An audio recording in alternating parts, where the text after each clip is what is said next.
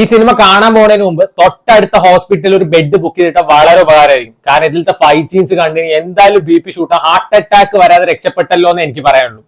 കാരണം അത്രയും വയലൻസ് അല്ല, വയലൻസ് എന്തായാലും ഉണ്ട്, പക്ഷെ ഫൈറ്റ് സീൻസ് ഒക്കെ ഒരു സീറ്റ് ഓഫ് എഡ്ജ് ത്രില്ലർ പോലെ പ്രസന്റ് ചെയ്തിരിക്കുന്നത്. സാധാരണ സിനിമയിൽ നമുക്ക് പറയില്ലേ ഹീറോനൊന്നും പറ്റില്ല, ഹീറോന് വെട്ട് കിട്ടില്ല, ഇതിൽ ആര് ജീവിക്കും ആര് മരിക്കുന്നൊന്നും പറയാൻ പോലും പറ്റില്ല. കൂടെ നമ്മുടെ പെരിയബായുടെ മ്യൂസിക്കും.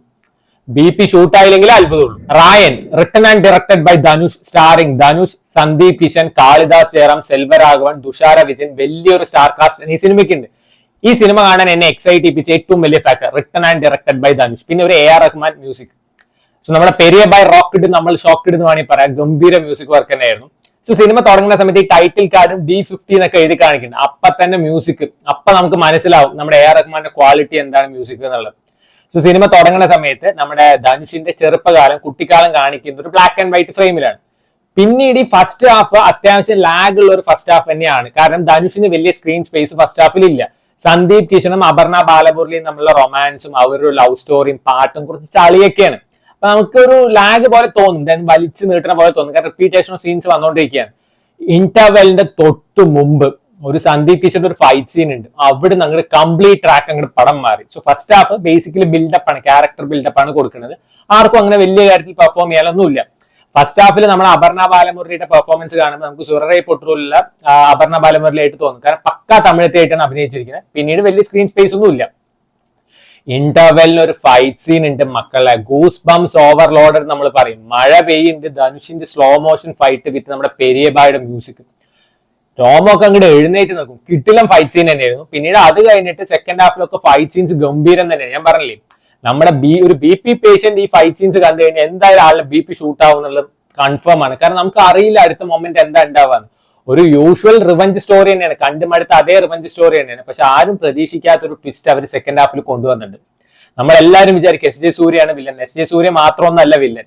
പെർഫോമൻസ് വൈസ് എടുത്ത് പറയേണ്ടത് രണ്ടുപേരെ ഈക്വൽ ആയിട്ട് ഇതിൽ എടുത്ത് പറയണം. ആദ്യം നമ്മുടെ ധനുഷും പിന്നെ തുഷാര വിജയൻ.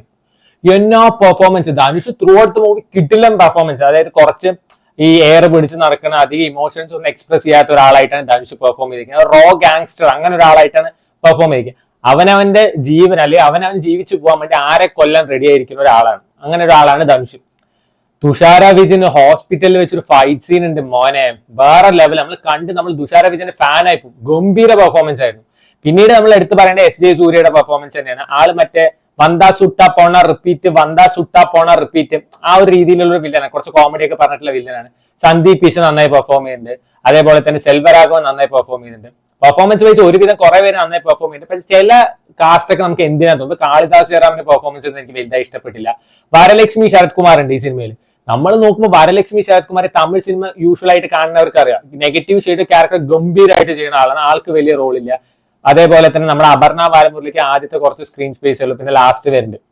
സോ ഈ സിനിമ എന്തിനു കാണണം ചോദിച്ചു കഴിഞ്ഞാൽ ഇതിലത്തെ fight scene out of the world fight scenes ആണ്. അതേപോലെ വയലൻസും AR റഹ്മാൻ മ്യൂസിക്കിലും ധനുഷിന്റെ പെർഫോമൻസ്, ഈ 4 കാര്യത്തിന് വേണ്ടി ഈ പടം കാണാം. ഒരു ലൈഫ് ടൈം തിയേറ്റർ എക്സ്പീരിയൻസ് ആണ് ഈ 4 കാര്യങ്ങൾ നമുക്ക് തരുന്നത്. പക്ഷെ ഈ വയലൻസ് കൂടുതൽ ഇഷ്ടമില്ലാത്തവര്, അതേപോലെ തന്നെ ബ്ലഡ് ഷെഡ് ഇഷ്ടമില്ലാത്തവരൊക്കെയാണ് വെച്ചാൽ ഈ സിനിമ കാണരുത് എന്ന് ഞാൻ പറഞ്ഞു. കാരണം ഇഷ്ടം പോലെ വയലൻസ് ഉണ്ട് ഈ സിനിമയിൽ. ഇപ്പൊ ചോദിക്കാന്ന് വെച്ചാൽ ഞാൻ പറയാന്ന് വെച്ചാൽ വടച്ചെന്നൈ ഗ്രേറ്റർ ദാൻ, അസുരൻ ഗ്രേറ്റർ ദാൻ, അതുപോലെ റായൻ എന്ന് പറഞ്ഞു. കാരണം മൂന്നാമത് മാത്രമേ എനിക്ക് റായനെ റാങ്ക് ചെയ്യാൻ പറ്റൂ. കാരണം കണ്ടുമടുത്ത അതേ സ്റ്റോറി തന്നെ കുറച്ച് ലാഗ് ഒക്കെ ഉണ്ട്. ഒരു ഗംഭീര പടം എന്നൊന്നും ഞാൻ പറയില്ല. എനിക്കൊരു എബോ ആവറേജ് മൂവി ആയിട്ടാണ് തോന്നിയത്. കാരണം കണ്ടുമടുത്ത അതേ സാധനം തന്നെയാണ്. ഒരു 70% നമ്മൾ നന്നായി സാറ്റിസ്ഫൈഡ് ആവും. സോ നിങ്ങൾ നല്ല എക്സ്പെക്ടേഷനിൽ പോയാലും ആ ഹൈപ്പിനുള്ള സാധനമൊക്കെ ഇതിലുണ്ട്. സോ തിയേറ്ററിൽ നല്ലൊരു എക്സ്പീരിയൻസ് കിട്ടുന്ന സിനിമയെ കണ്ടു നോക്കുക.